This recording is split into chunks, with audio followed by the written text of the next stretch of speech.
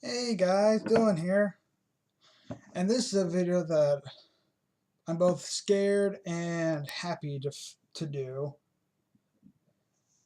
and it is about Sword Art Online, which there's like a huge divide of people who like it or who hate it because it's either one or the other. But that has to do with this one particular reason why some people don't like it,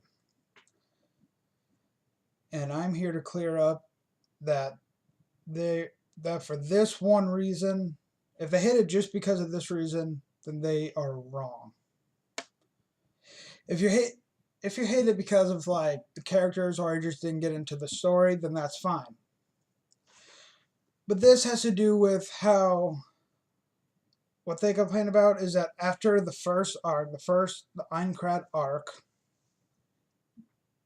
then there's nothing to do with SAO after that. And I'm here to tell them, if any of you are actually going to would watch this, that you are wrong about that. Because there's a lot of points in each arc, or most of the arcs, that always points back to a lot of things that are in the original arc or happened in that arc. Because it either has to do with the game or the game, the system of the game, or the creator of that VR MMO. I'm and I have I have a thing on my phone to talk about it, so I don't forget, especially with names. The creator of SAO, Akihiko Kaiba, if I said that right. Now the first thing is with the Alfheim art, or I guess what's it called, Fairy Dance arc, with Alfheim Online. People don't think that that's not connected to SAO, but it's actually said I'm pretty sure in the anime and the light novels that the ALO was made during the whole Sword Art Online tragedy while it was still happening, and it was the way it was made was the same system that Sword Art Online uses, which is the cardinal system, and it's told that like toward the beginning, whenever Kirito is first put in there and summons Yui. Yui says that it's a system that is similar to the cardinal system. So someone either took it or made a copy of the cardinal system that was used for it, for the original Sword Art Online, to make this. So that's one way that it can be tied back to SAO, because it's in a similar kind of VR system. But then also there is the creator himself, who his ghost or whatever appears at the end of the Alfheim arc, giving Kirito the world seed to give Gate, which Kirito didn't know what to do with it, but when it finally like bloomed, it basically gave gaming companies their own guess you could say templates, sort of, to make their own VR MMOs. So that's another way, and another way to tie it back to not just SEO but the creator of that virtual VR MMO itself,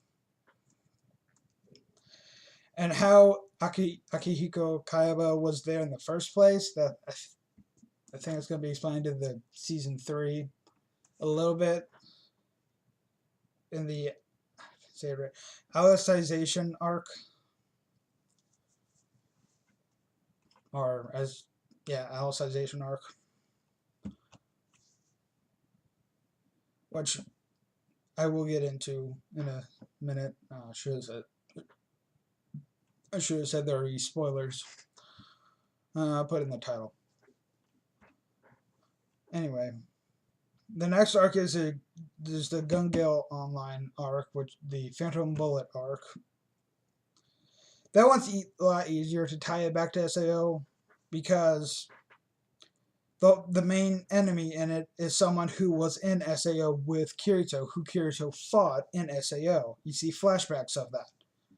So that one's really easy to tie back. There's also the thing about the whole World Seed, that this game wouldn't even be here without the World Seed, which, again, Akihiko Kayaba, creator of SAO,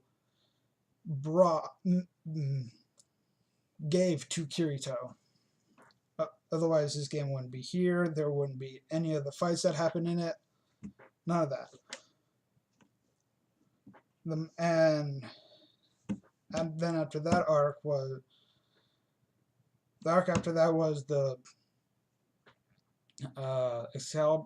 Caliber arc, which I can't really tie anything for that one. That one, it just the fact that it's an Alfheim, I guess. The next one, but then after that, there's a Mother's Rosario arc, which, again, there's going to be a bunch of spoilers here for people who have not seen the anime nor read the light novels. Mother's Rosario arc had to do with Yuki, and I'm not talking about Asuna Yuki, a character named Yuki, who is considered the best swordsman in the new Aincrad that was made in Alfheim, and that's to do with like Asuna and them. This has to do more with Asuna than Kirito, but the one way to bring it back to SAO is that that Yuki is actually a girl who got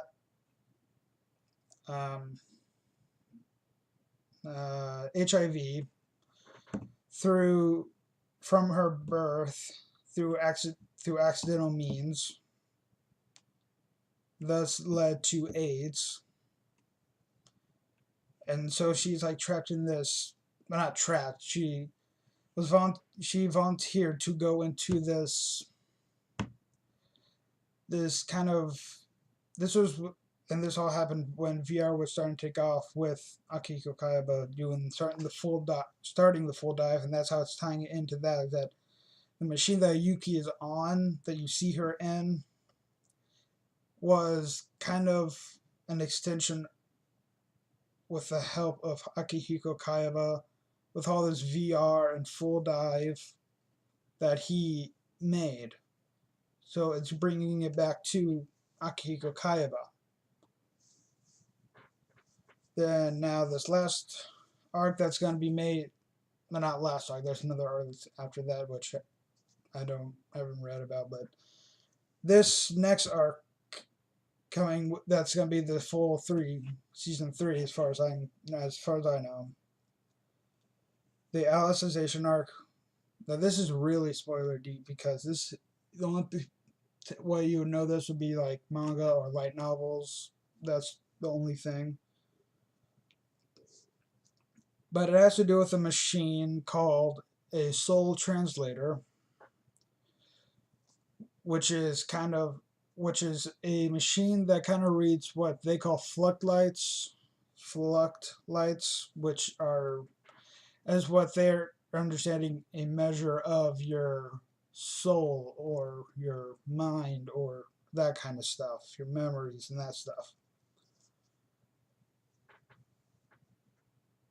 And that's kind of where the whole ghost of Akihiko Kaiba being in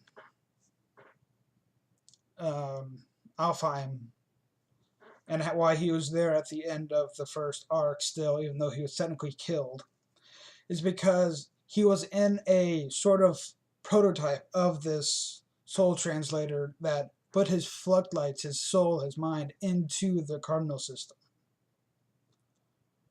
whenever he died. So that's why he was still there in Alfheim. And I was able to give the World Seed to Kirito. But this one, that's how it's able. This are kind of is able to answer why he is there with the floodlights and all that. And we see more into Akihiko's his life before he did this through his wife, which is introduced in the second volume of the Alicization arc. And I think that's all the points that I have right now to talk about this. Anyway, that's all I can think of for now. So, till next time. Bye.